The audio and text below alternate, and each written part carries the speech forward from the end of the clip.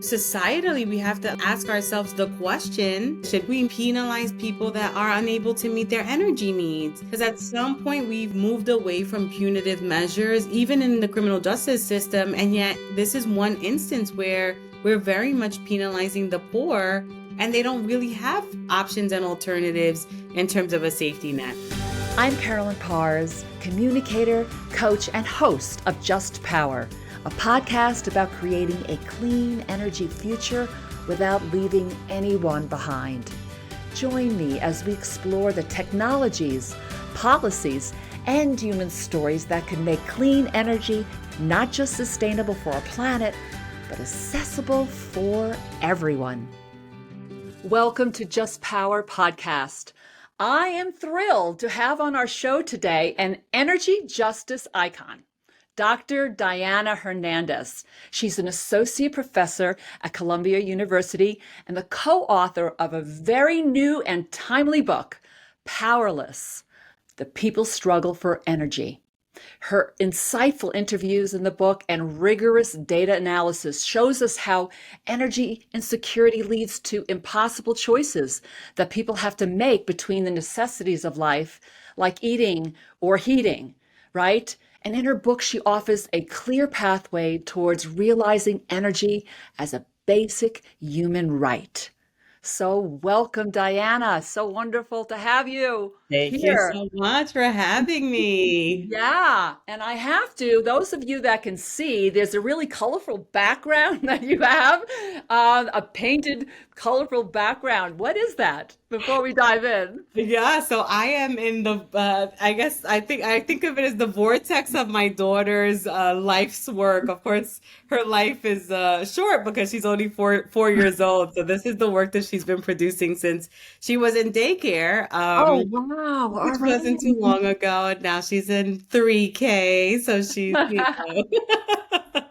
Well, But that's so beautiful thank and you. appropriate for today because we're talking about families and home and energy, right? It's just, to have a happy and healthy family life. That's right. Energy is such an important part of that. Absolutely. Um, so to set the stage for people that might not know what energy insecurity is and how prevalent it is, can you just tell us what that means? Sure. So the definition of energy insecurity is the inability to adequately meet household energy needs.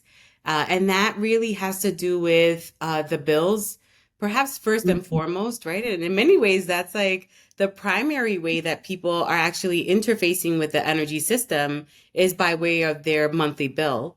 But also it's about their homes.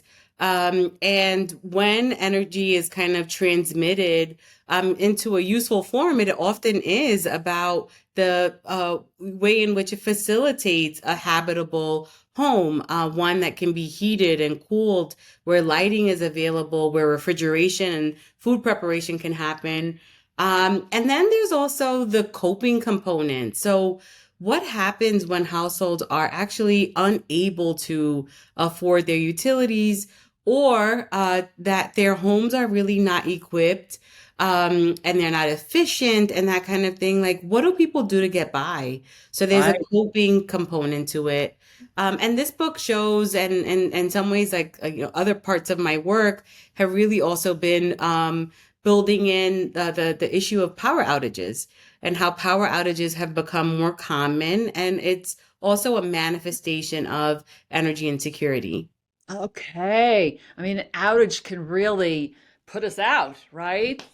And how and where the outages are too, right? There's more prevalent in other maybe more underserved communities versus other communities. So all of that is part of this energy landscape, right? Absolutely. Well, ironically enough, I am a researcher, so I will correct and say that. Okay, please do. Yeah, I like you fine. So one of the things that we find is that power outages are actually more evenly distributed across populations, but some populations are able to either, prepare differently. They might have backup generators. They may have like other things that like kind of ultimately mean that you might be out of power for a bit, but it doesn't necessarily mean that you're without resources. And I think that's really where the distinction is, in terms of people being able to get through and, overcome the challenge of being without power from the perspective of a power outage. Got it. So that brings us into like energy burden, right? So is that similar to energy insecurity? I mean, burden is your income, right? That goes towards energy. That's right. And I guess in the result is energy insecurity, part of it, right? Of the story there. Yeah, so I think of as of energy insecurity as being kind of the universe by which people might Uh, be experiencing energy related hardships. And energy burden is one component, albeit a very important one, that has to do yes. with affordability. And the way that that's been traditionally measured is like how much of your income is going toward paying your utility bill. And that's a great way of like simplifying an otherwise very complex and multidimensional problem. And I think, in some ways, policymakers and other people that want to solve problems, having a reductionist approach is simpler, it's easier, but I think we miss a lot of the context and the nuance. And I think the energy insecurity framework is a bit broader. And I think it really actually shows how like affordability and some of these other dynamics are actually like there's an interplay between them. There's an interplay between housing conditions and, energy efficiency, access to clean energy, that kind of thing, and affordability. And I think we need to like make sure that we're using broad enough concepts that we Yes. can kind of show how indeed multidimensional some of these challenges are. Got it. How did you get involved in this so Yeah. deeply? I always like to really, I mean, I guess fundamentally start with my own personal story, which is that I grew up in a disadvantaged community in the South Bronx in New York City. And that in some ways like gave me a certain lens. Mm. I'm a non-traditional academic. I always say that because, like from my What does that beginning mean? to where I am, like it's You break probably all the rules? Is that what that means? yeah, somewhat, I guess. But basically the real, like for me, that lens was important, but it was actually sitting in people's homes, doing a study that had to do with legal services, the provision of legal services in a medical context, Hmm. and how lawyers could actually help mitigate the relationship between poor housing and poor health by providing specific services.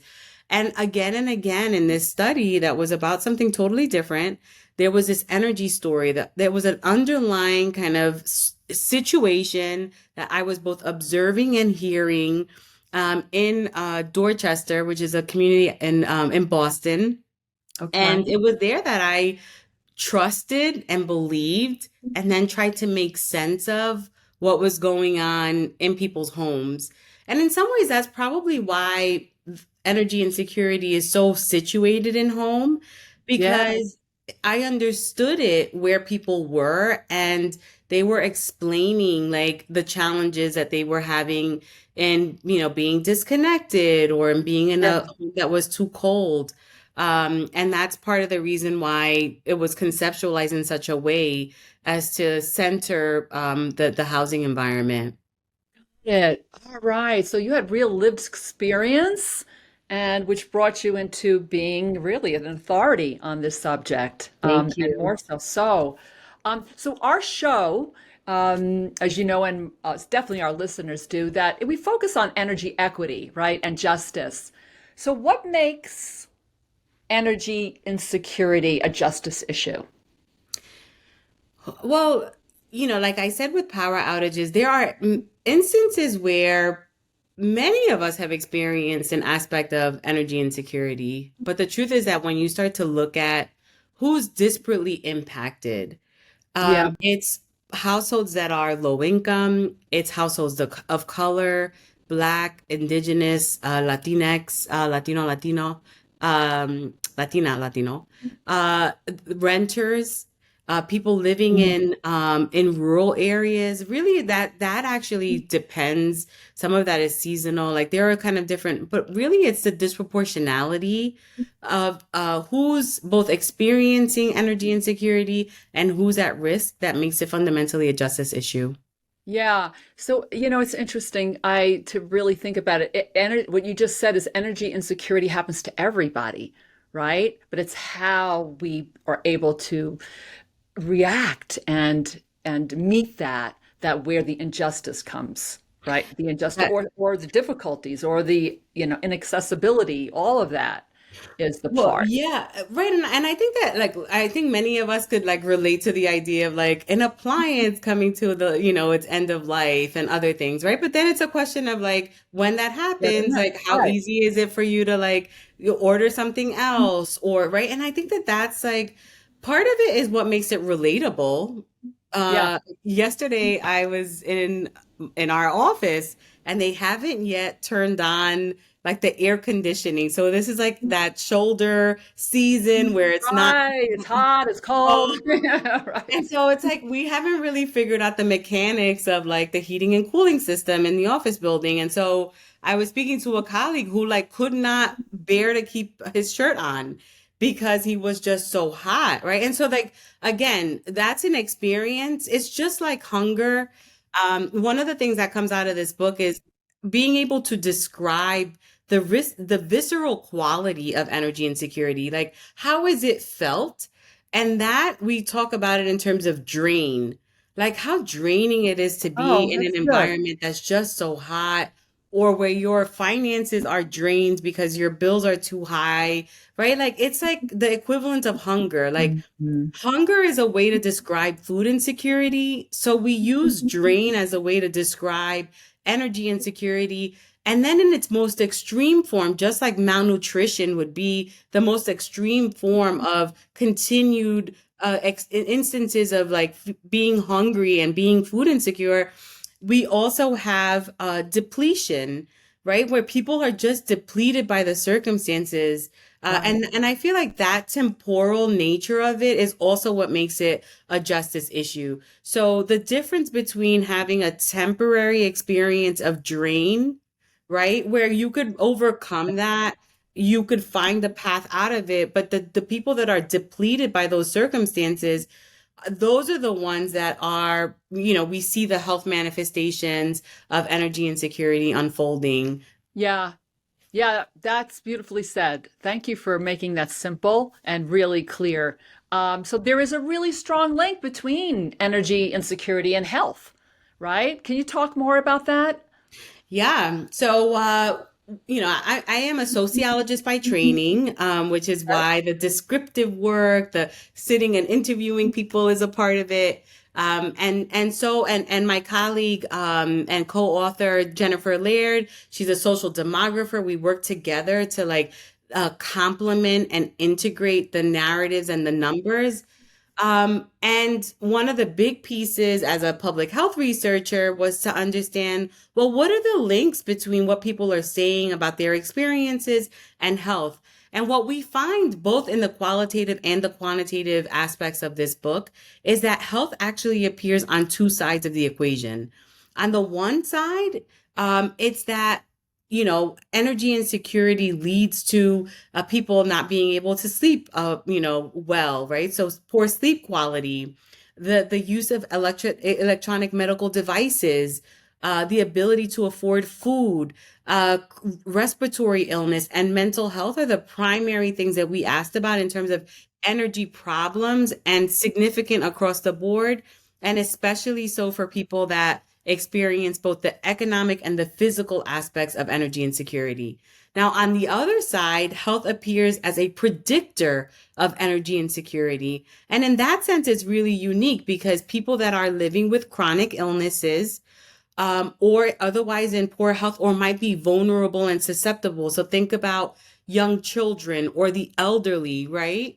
That Right. their temperature, their bodies need different That's right. temperature settings. They might not be able to withstand an extremely hot home, for instance. And so they might be using more energy as a result of their health status or where they are in the life course.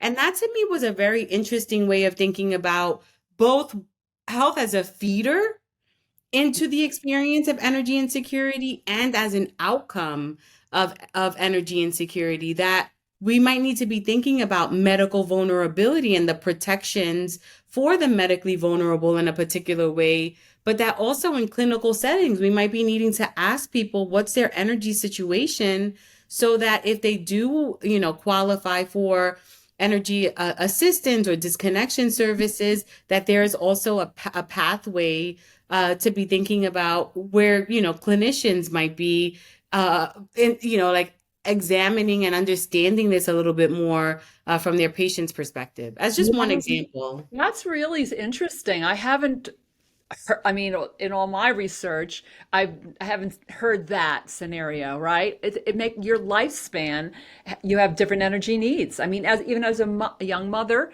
right? You have a baby or 4-year-old, right? There's more energy. That's not only are they energetic, but the It's energy interesting. needed. Yeah, So, it's interesting that you're saying that, because I remember, so my daughter was born in April of 2021, and actually this book was born 4 years later, exactly, okay. in April, which was great. But when I was in the hospital, the nurse said babies cry for 5 reasons: that they need to sleep, they need to eat, they need a diaper change, or they're too hot or too cold. And that temperature component of it actually is like part of the reason why we also need to be thinking about these links between people that are in life stages that make them more vulnerable. Right. And so you have, just say, a young family that has multiple children, they're going to have a lot more, I would say, just energy fluctuations that happen, right?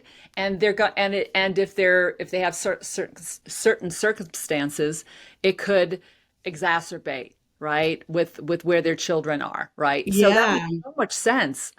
I Uh, want to get into one other topic that's very related to this, which is that, I ran down like the groups that might be more that more are more at risk and are more likely to experience okay. energy insecurity. And actually what we find is that households with children are so much more likely to experience energy insecurity actually than are the elderly. Interesting, because we think And elderly first, don't we? Right? and our Okay. sympathies are often with like the lonely elderly person. And to be honest, we see that in the book too. So it's not actually to discount that experience.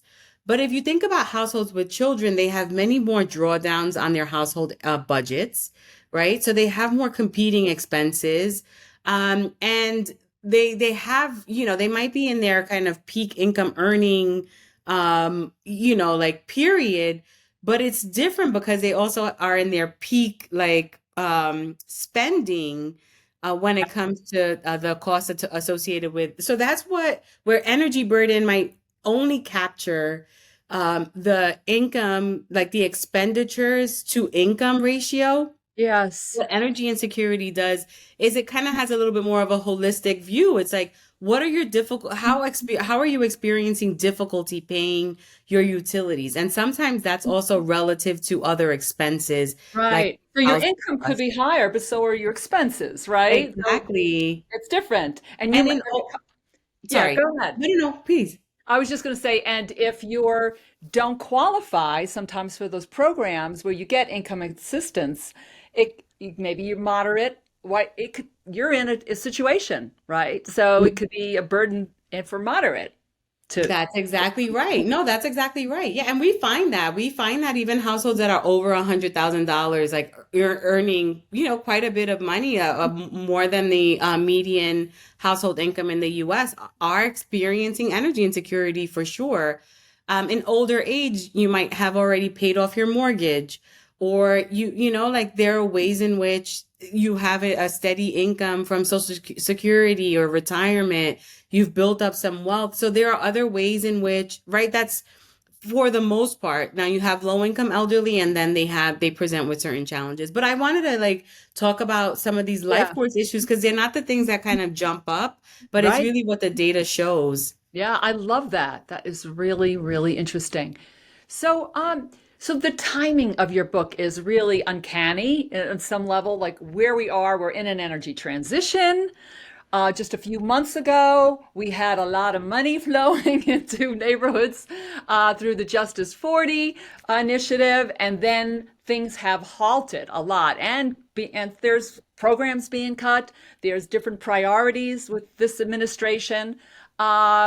So, never before, I think, has this been an important message that has to get out there because so many things have changed. And I've been noticing some backsliding, right, on some promises in the energy sector. So, what is your hope for this book at this time, right? And the message that you want to even put out, let's just say, to folks and energy providers? Yeah.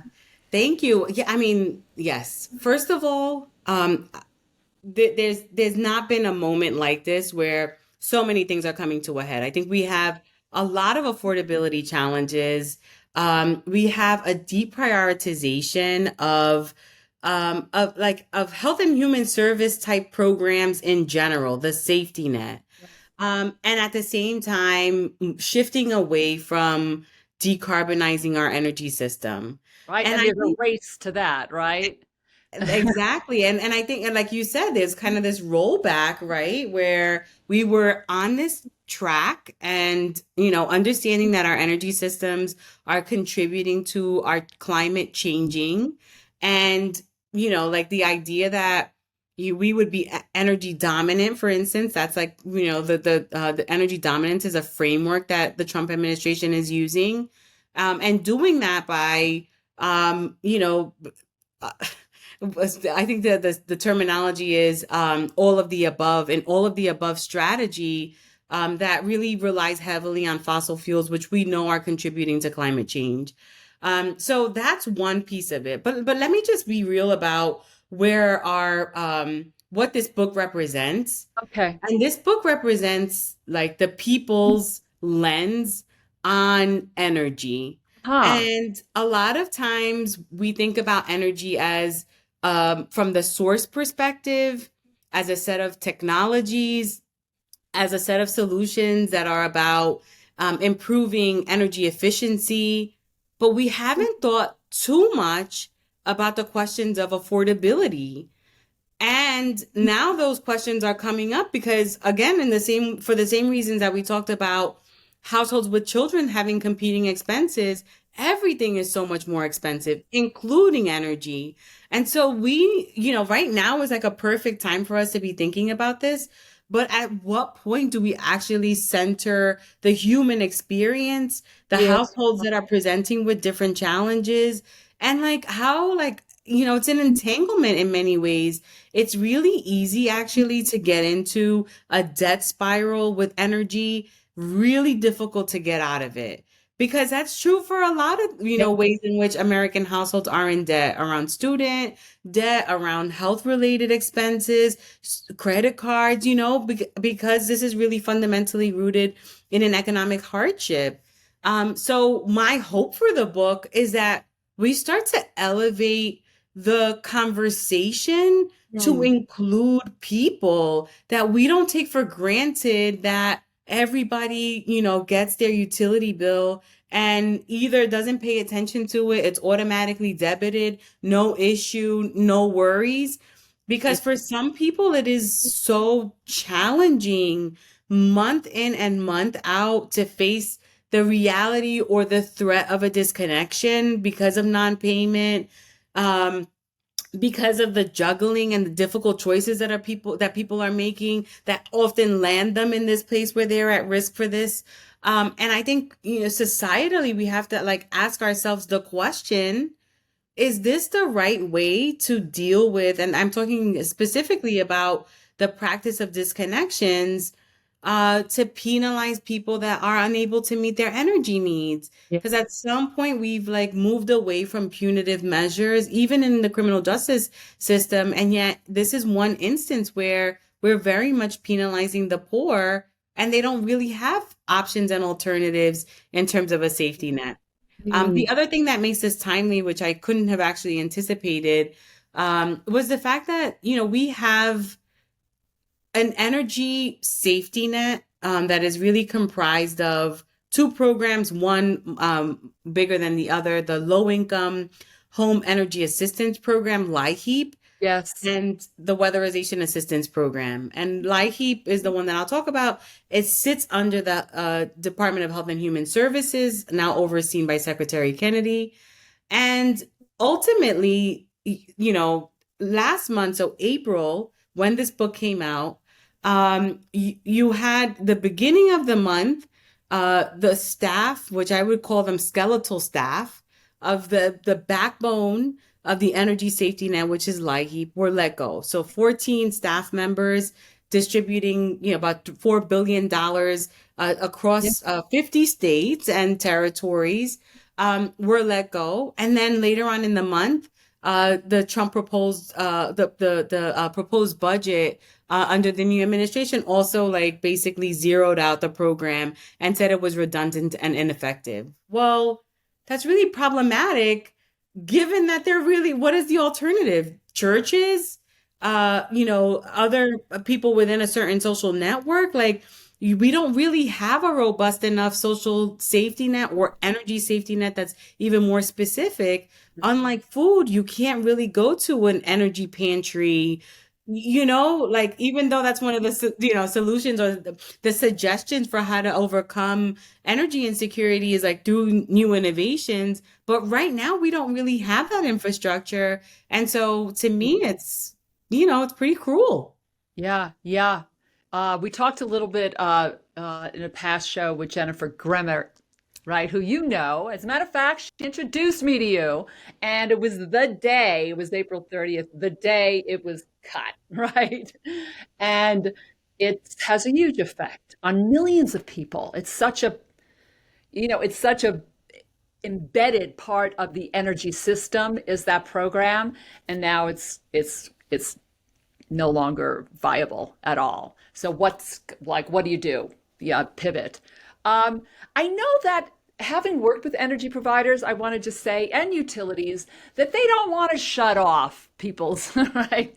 They don't. They want to do good for their customers, right? But I think we have to rethink this instead of doing it that way, like how when you get to that level that it's a shut off, there's got to be a whole rethink, reimagination of our energy system and how we do what we do. I think that's one of the solutions. Not that I have it, but that needs to happen. Oh, absolutely. I mean, that's basically what we're calling for. I mean, I don't think this is really about utilities sit in this very interesting place. They are not, there are regulated utilities, investor-owned Right. utilities, and they are for profit, but it is understood that they actually are providing a public service. Yes. That's the very nature of, investor-owned utilities, and the history of it is that it was understood that they provide a public service, and therefore, yes, it doesn't make sense to cut people off. I don't think it really is even on brand, let's say, but it happens, and it's actually Right. happening more often than it Is used to because it is Yeah. a very effective strategy in terms of cost recovery. And so now we then have to think about, are there maybe other approaches, actually borrowing from fields like public health and medicine, where we have like the examples of emergency rooms and preventive care. And right now, the way that we deal with people that are presenting with household level energy crises is that they only have the emergency room to go to. We don't really have a strong preventive care service component. And now that goes without saying that we have lots of issues with our healthcare system, but at least we have a good model for thinking about how to meet people at different places and prioritize preventive health Yeah. care and servicing people so that they have a longer not just lifespan but health span. And that's one of the concepts that we also include in the book is like we want people to live a healthier life even as they live longer. But in some ways, for so many different reasons, that's a challenge, especially when we also factor in energy issues. Okay. So you do talk about in your book about a new role for utilities, let's say. in this. Can you speak to that a little bit? I mean, personally, I think that energy equity and justice have to happen on the design side, way at the beginning of the process, right? And just kind of be a threat as part of the process, part of the model. It's not like a pilot or a one-off. It should be part of the whole thing. I want to I hear your view on that. I love what you're saying. So let me tell you so first of all, we have to talk about rates. If we're going to talk about utilities, then We have to, we right? have to talk We about are the rates. And ratepayers after all. So, we're all ratepayers, exactly. But let me just tell you the irony, right? You could be a household that earns $4 million a year, a household that earns $400,000 a year, or $40,000 a year, or $4,000 for that matter a year, and you all pay the same rate per kilowatt hour. yeah. Like, if we just take a step back and think about where else do we see that unfolding, it is just so uncommon not to have like a tiered rate system, like housing, for instance. You could have these really, I mean, I live in New York City, right? So like you could very easily spend $10,000 a month on rent, but you also have, housing that is safety net housing. And, you pay then an appropriate portion of your income toward that important good. It's understood that housing is a social good. With energy, and so there are some states, Colorado actually has a percent of income payment plan, but it's very under enrolled. Only 8% of eligible households actually are enrolled in Colorado's PIP, the percent of income payment plan. So I think we have to, first of all, I think the pathway forward is just to question whether or not non-discriminatory rate making and these legal standards around just and reasonable and equal are appropriate in this moment when we now have where we now can recognize that people are really challenged by this problem. And I think that Okay. walking away from this book, I don't think anybody would actually doubt that energy insecurity is real. I think, I mean, if you're not convinced, then I don't know. Like, you don't Yeah. have a heart and you don't have a head, because we Yeah. really did try to like tap into those two things. Yeah. But Yeah, the I just want to show everybody the book here. It's Powerless. I'm going to show it again, but Powerless. It is fresh out of into the space and universe. So go check it out. Powerless by Dr. Diana Hernandez and Jennifer Lard. Right? You have a Jennifer co Laird, my there. dear Okay. friend. Fantastic. So you talked about utilities, right? And then you got into policy a little bit, right? Because this is hand in hand. Um, what is there a new role for the policymakers? And I think about commissioners, right, who are there. I mean, every commissioner should get their hands on this, that's for sure, right? Because there are many that are really working to to advance energy equity in the system, and they're the ones that are working with the utilities. So Yeah. So let me tell you, first of all, thank you. And I agree. I mean, I feel like this should be like all over, like must read for, different decision makers and, at all levels, at the city level, at the state level, definitely on the regulatory side.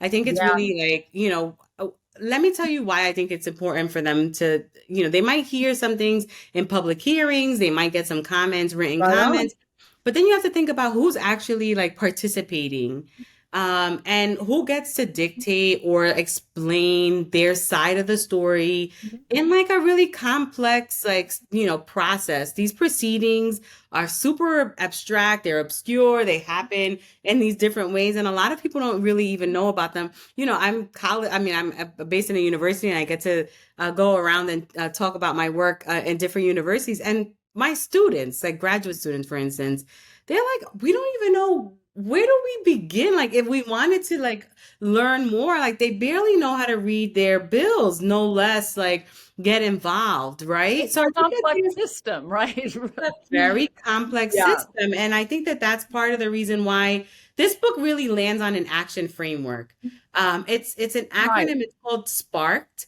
And I'm just going to quickly go through what it is. Yes, please So do. surveys, screenings, and public health surveillance. So on the data side, that's the S. The P is participation in energy decision making, really thinking about Right. So, energy democracy, affordable bills, so rate okay. redesign and other things, the robust energy and social safety nets, because we really do need to be thinking very differently about how we, like manage poverty, which I will get to in a little bit. And then knowledge. So advancing energy literacy, people need to know a lot more about energy and about the kind of decision making processes and that kind of thing before they could be involved. They have to know what it is. Yes. And then the other piece of it is around energy efficiency, clean energy access, electrification. And then the last part is the D for disconnection reform. So we try to be really like intentional and comprehensive, Hmm. but also like pick this up wherever you sit. And if you're not checking these boxes, you're not doing the right thing, right? Like we wanted to Okay. make it easy for people to say, like, this is how we like at least start to work on this issue, right? We have the data, we have a more inclusive participation. We people know what is going on. There's rate variability, so that people can situate themselves based on what they can afford. And that we have, like, even through innovations, moving toward energy philanthropy and energy pantries and really leveraging like new energy technologies for the purposes of like doing altruistic good. And I think that we like the moral questions around disconnection reform are Hmm. also like kind of like we need to be thinking about ethics, not only the ethical consumption of energy, which I think is important, but also like how do we think more seriously about ethics in our energy system? Wow. That is something else. So that was a real quick overview of a very in-depth framework that you and wherever you gravitate to, let's just say for students or for lay people, they might be going to the decision making process because they want meaningful engagement, right? But then you have the disconnection reform, which is, or the data. So I love that. I've seen a lot of frameworks, but this one is it's very unusual in the sense that it really gets to the heart of the problems that are there. And we So put it that's all all on good one stuff. page. We put it all on one page. So make Really? it easy. Like, please just look at this and run with it. Oh, I love it. I love it. So make sure, once again, Powerless, pick it up. Can they get this on like Amazon or is it Yeah, better? wherever books are Okay. sold. Yeah. If you prefer your local bookstore, we can put in the link for directly to the publisher where we are also giving a discount, a 25% discount. But yeah, I mean, look, we wanted to make this information as accessible as possible. And, you Right. know, so the project itself and the book writing up, a lot of it fell on me, and I was really like so excited. I feel like this has been a lot of work, and I'm so glad to have partnered with Jennifer. But when I was writing a lot of this and conceptualizing it, I was thinking about like people like my mom. I wanted her to be able to pick up the book and like not only to connect to the issue again, because energy doesn't necessarily, it's not sexy, it's so abstract. It Yeah. really feels more techno, Turn like the light on, we turn it off, right? It's just, exact. It's either so simple or it's so yeah. complex, right? And Well, that's as this is far as my kind of geek a middle goes. ground. Right. So you're saying that this book is good for someone that doesn't even know that may just be very, rudimentary understanding of our energy to get especially if they have a heart for making a difference, they need to know what the system looks like. You might not have to geek out all the way like our engineers do, but you really get to know what the issues are, right? So that it's written for those people, Yeah. right? Is that what I'm hearing? It's a 101. It's Yeah. really a 101. And the whole point, like actually one of the things that I found to be true in the energy space in general is that many people want to do good. and they Right. really want to do the right thing. And I think the engineers are super invested, and sometimes they have a lot more heart than the people that are like on the social sciences end, like just to give an All right. example. Yeah. But I still think that we haven't really like, the point of this book was to just be more accurate in the diagnosis, right? Mm. Again, using kind of a health lens, if we misdiagnose something or never diagnose it at all, then how do we treat something? Right. And you were asking about how I think about the new ways of envisioning a utility's role. And I think that they actually are more in a position to treat than to punish, right? And what if we take, right? Because now we have a really clear understanding of the issue. And I think many of us need to be involved, and we're going to specialize in the different ways to treat this problem. But that's really where we want to be. And ideally, we're actually working toward a cure. But I think a lot of people have actually been working towards solutions Yeah. without having a real good grasp of the Yes. real problems as they are experienced by people right now, Yes. not in some climate future, and not even in terms of like fully the historical past, which might situate, the priorities of a Justice 40. It's all of those things are combined, but the temporal aspect of it is right now for many households. And I think that that's kind of what this book shows is like what are the issues right now, and how do we get clear on like some of the short-term ways of offering relief. Wow. Right on. Thank you so much for this show today and everything. This is such, I mean, this is so it's a book for everyone, really. I mean, if you turn your lights on and turn them off, if you're lucky to have lights, right? Check it out, okay? Powerless.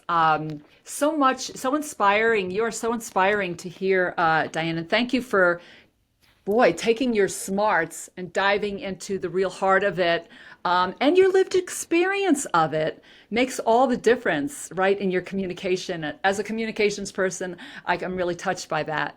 So, so cool. So pick up this book, everyone, right? It's a must read for anyone that's interested in energy and also overall justice, right, in our systems.